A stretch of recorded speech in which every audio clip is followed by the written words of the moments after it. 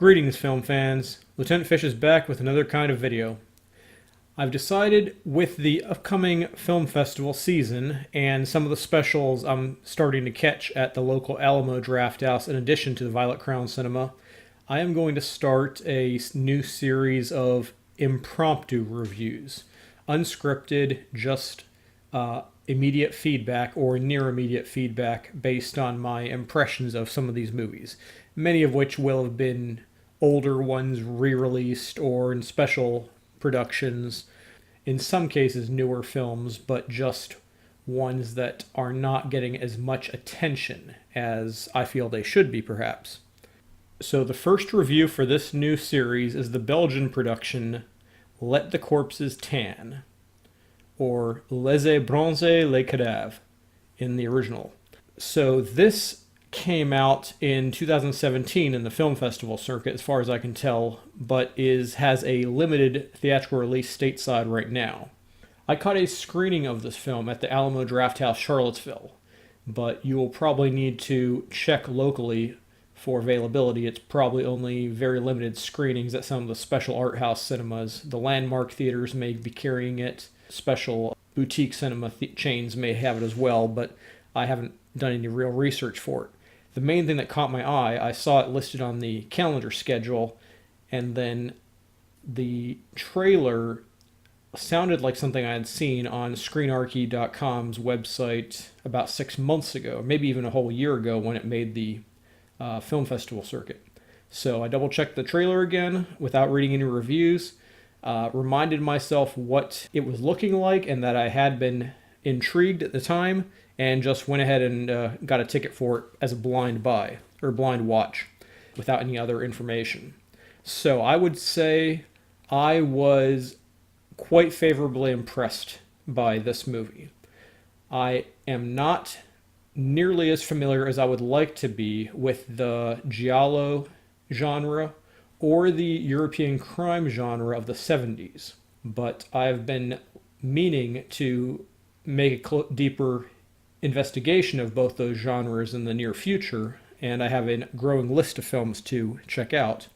But in this case, you're looking at a contemporary film that is made to resemble a crime movie from the 70s, early 70s. It's based on a book from 71 in French, and it's modeling itself after that sort of heist, bank robbery, crime movie. You can check the trailer link below if you want to get a feel for it. But at the same time, you're taking the crime conventions and you're fitting a conventional crime movie or heist movie or with standard villains and non-combatants and victims and that sort of thing, and the cops and the robbers, and you're taking the fairly traditional, normally Italian film, as I recall, but you're putting a giallo overlay on it, a mask or a template. You're fitting it into that template, and again, I'm not as familiar with it, but I recognize some of the conventions, specifically the use of color, the exaggerated techniques for slow motion, enhanced visuals and audio cues, close-ups, freeze frames.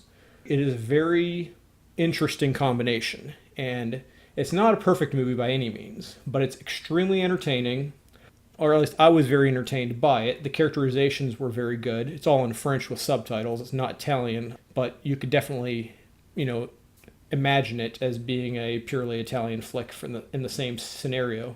I believe it's supposed to take place along the Italian coastline, but I think they filmed in Corsica. And so the entire film's in a single afternoon, or single day, rather. And you transition from a bleached, sunny, airless afternoon into a rainy night, and the cycle continues. And it features a very interesting timestamp motif as well, which lets you jump between characters, and so you'll see one character at one point in time, and then it'll jump back a minute, and you'll see that period of time from a different character's perspective. And again, that it works in more or less. I mean, there's some characters who could have gotten a little more focus on. Some characters didn't really need as much. Be aware this is non-rated in the U.S. It does feature some fairly graphic violence as well as graphic nudity. No real sexual content, so to speak, but disturbing imagery nonetheless, and some fairly transgressive imagery as well. But it is a very interesting animal as a 2018 production, or 2017 production, excuse me. But also, the soundtrack is a great throwback to the period as well. There are a number of Ennio Morricone tracks, contemporary tracks from when the book came out in 1971-72, listed on the soundtrack. I'll probably see if I can find it on iTunes later on or get a copy later, but has some very nice, very fitting tunes, and the look itself is they don't go for the full exploitation look like Grindhouse did with junk on or fake scratches on the film or anything, which is a improvement. You don't need to go that authentic in most cases, and so the picture itself is extremely good on the whole. So I would highly recommend this if you have a chance to catch it locally. Be aware it is definitely different than most of what's been playing this summer, but if you're looking for something different, something more unique, something a little more retro or vintage style, then this is definitely one to check out. And I would highly recommend it, but I don't have a real rating scheme in mind yet. I'll probably have to work on that in the future as well. But that's it for now, folks. Lieutenant Fish, out.